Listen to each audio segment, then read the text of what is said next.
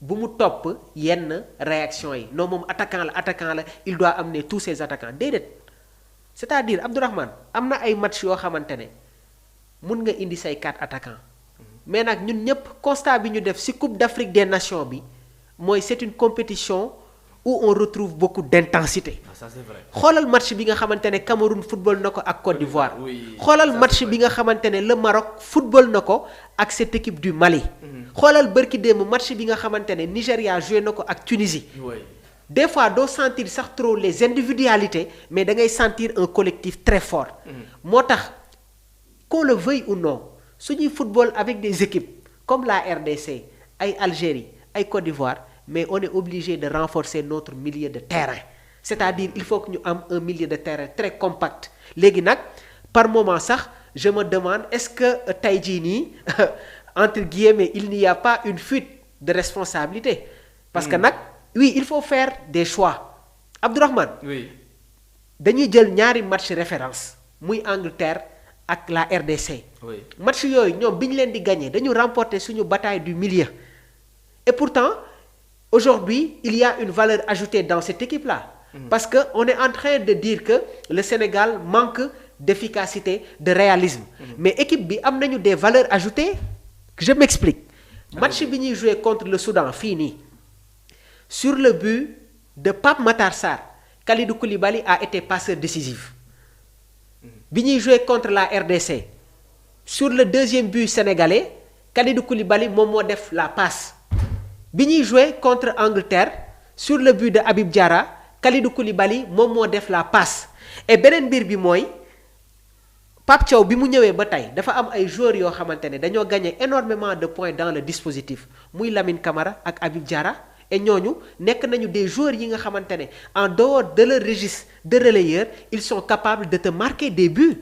Aujourd'hui si nos attaquants ont des difficultés à marquer des buts mais ñun am nañu ay milieux de terrain yoo xamante ne mun nañu dugalal but c'est le cas de Habib Diarra de Lamine Camara de Pape Matar Sarr parce que Kalidou Koulibaly lecture de jeu bi nga xamante ne am na ko xam na exactement yooyu les milieux de terrain ci yan moment moom la ñuy projeté wu entre les lignes donc loolu c'est une valeur ajoutée dans l'équipe mais aujourd'hui si tu te retrouves avec un Gana Gueye Pape Alassane Gueye comme pivot Iliman Ndiaye comme 10 mais doo am ay milieux de terrain yi nga xamante ne ils ont la capacité de se projeter entre les lignes entre les espaces.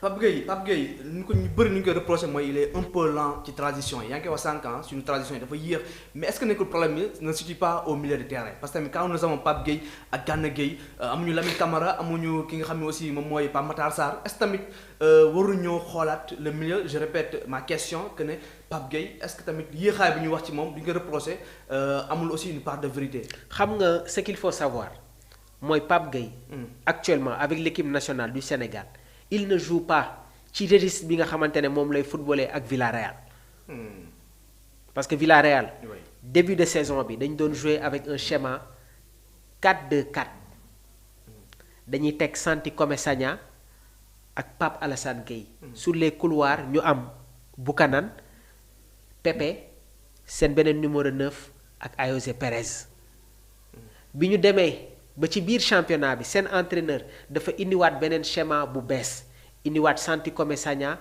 Dani Parejo ak Pape Alassane Gueye Komesania mooy jouer comme sentinelle Dani Parejo leur capitaine devient relayeur Pape Alassane Gueye se retrouve comme numéro 10 il est trop proche de l'attaquant alors que fii nii da ngay gis ne que avec le schéma 4-2-3-1 il se retrouve comme pivot moom la ñuy aligner ak ki nga xamante ne moom mooy Idrissa Gana Gueye léegi nag match bi nga xamante ne joué nañ ko contre la RDC ñu bëri seetlu nañ ne que Pape Alassane Gueye dafay am ay problème pour le repli défensif parce que suñu attaquant yi sax ñoom ñoo koy njëkk a yegsi dans son périmètre parce que lan actuellement dafa am une habitude de se projeter léegi nag loolu du yow yaa koy rectifier du man maa koy rectifier Pape Thiaw moom moo koy rectifier parce que c'est l'aspect tactique et je pense qu'aujourd'hui un match bi nga xamante ne joué nañ ko face à la RDC le staff technique xam nañu exactement qu'est-ce qui n'a pas manqué ak yan point moom la ñu war a rectifier donc man jàpp naa ne que à ce niveau de la compétition là il faut revenir avec notre schéma bi nga xamante ne moom mooy le 4-3-3 avec un sentinelle ak tamit ñaari milieu relayeur et dinaa la wax mbir ñu bëri ñi ngi nekk Pape Alassane Gueye pour le moment nekkaguñ si. Ouais. Mais le jour où le Sénégal va revenir avec son schéma 4-3-3 Idrissa Gana Gueye Pape Alassane suñu amee si kanam Habib Diarra Lamine Camara dinañ gis ne que il y aura une coordination nette au niveau du milieu de terrain et nag si on resserre les lignes dafay permettre aux attaquants de ne pas dépenser trop d'énergie parce que am nañu ay boy yoo xamante ne ñoom ñoo leen ni defal certaines courses.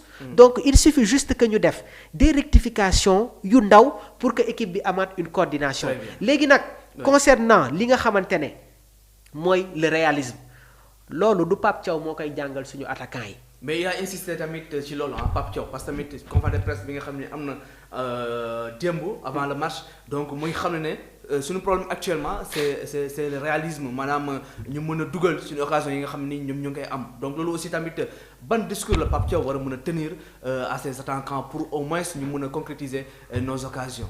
Gis nga Abdourahmane Pape Thiaw amul lenn. loo xamante ne mun na ko jàngal joueurs yi. Pape Thiaw amul dara loo xamante ne mun na ko jàngal les joueurs de l'équipe nationale du Sénégal.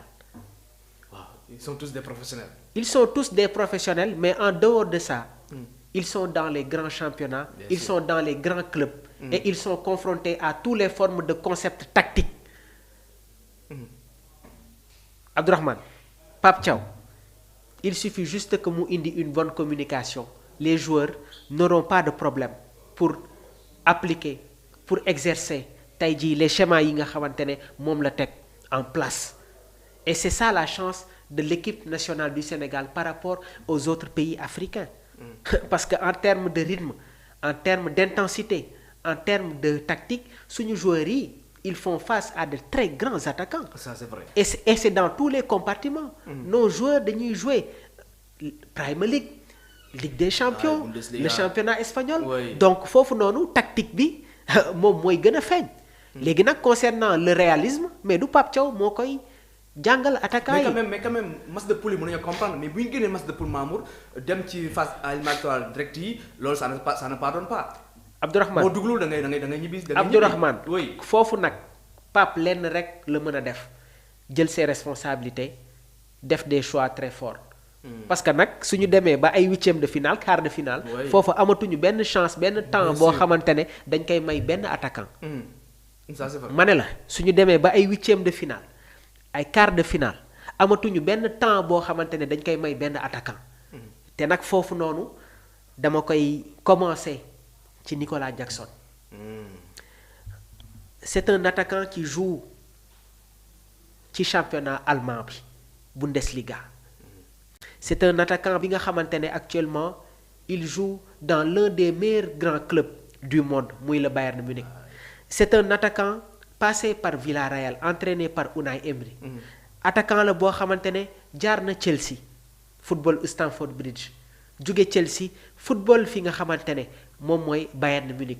Donc gis nga ne que c'est une flèche montante waaye nag am na loo xamante ne joueur bi mooy dem liggéeyal ko boppam. Vinicius Junior bi muy jóge le championnat brésilien di ñëw fi nga xamante ne moom mooy le Real il avait des problèmes sur la finition.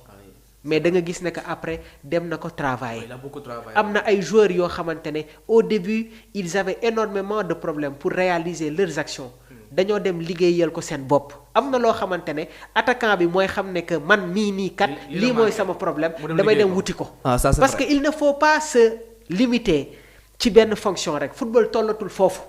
donc nag quoi qu'on puisse dire mais Abdourahmane Nicolas Jackson l'action qu'il a ratée bi ñuy jouer contre la RDC mais loolu ça ne se pardonne pas à un certain niveau de la compétition. ma ne la Nicolas Jackson occasion bi nga xamante ne raté na ko contre la RDC ça ne se pardonne pas bi ñuy jouer contre le Botswana première occasion bi nga xamante ne am na ko à la 3e minute. pour un grand joueur ça ne se pardonne pas Abdourahmane. Oui, ouais. Ismaïla Sarr occasion yooyu noonu ça ne se pardonne pas. dañ ko war a dugal. déedéet c'est-à-dire ñun Sénégal moom moo war di yombal ay matcham il ne faut pas se compliquer la tâche. yow tey jii nii. ñun ñëpp xam nañ ne que sa attaque bii nii aucune défense mun na ko résister. et comme j'ai l'habitude de le dire encore une fois tey jii su fekkee am nga une possession de balle de 64%. et que tu n'arrives pas à gagner tes matchs mais ça n'a pas de sens. Aliou Cissé mun nañ ko critiquer dans la gestion tactique mais am na ay faits yoo xamante ne daanoo woon gis ci dernière bi. Hier nag j'ai posé la question à Pape Cheikh Sylla ma ne bon